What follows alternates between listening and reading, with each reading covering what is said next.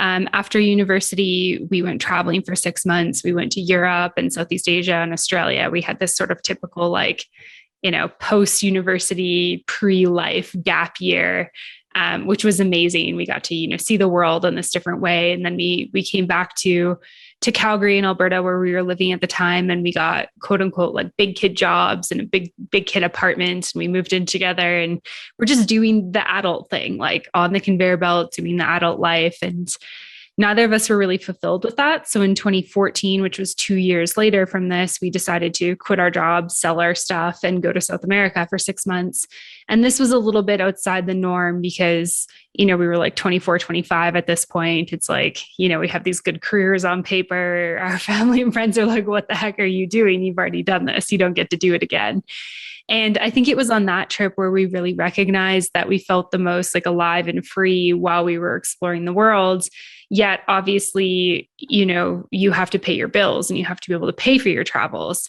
And careers can be really rewarding as well. So we kind of looked at like, what's the intersection of being able to explore the world while also making money, while also being able to have a fulfilling career. And I think for us, that was like the first time that we'd ever thought about maybe doing something like that. And just going back to that, you were doing the corporate thing and then it was like, we needed to go traveling again.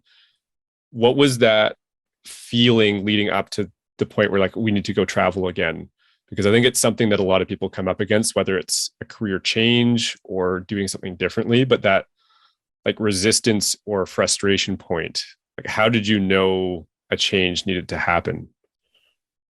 Yeah, I think for both of us, because we'd had that experience right after university of taking a longer adventure and backpacking and exploring, and really just like feeling alive during that point of time, that became like a very like clear point of reference of like, it's like a baseline. Like, yeah, not a baseline, but just like almost like a goal of like, okay, life could be like this. And obviously, you can't be on vacation all the time, but you can be doing things that really like make you feel alive. And so we got back and we kind of went from like, this adventurous thing to very much like back on the conveyor belt, doing stuff. We hadn't approached our careers to that point with much self-direction. It was very much like, well, we went to university because that's what everybody was doing. And that was kind of our context of like, you finish high school, you go to university, and then you go to university and you do something, you start applying for jobs that are related to the thing you did in university.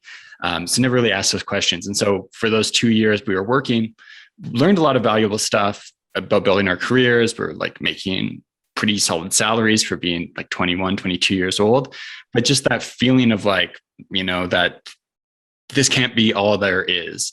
And so if I had the context I have now, I might start to think about many different things that could be changed, could be improved. But at that point in time, I think for both of us, it was like we had this clear image of spending time traveling and feeling super alive. And now it's like we're making solid money so we can save money. And so why don't we just save money, quit, and go somewhere where we know that we can spend 6 months living off our savings, because that's the thing we do know. And it wasn't like the long-term thing. Obviously, there was lots of like question marks about what this was going to relate to our long-term plans, but it was just, okay, we know we feel great when we do this, and we know we don't like where we're at right now. So let's just go for it.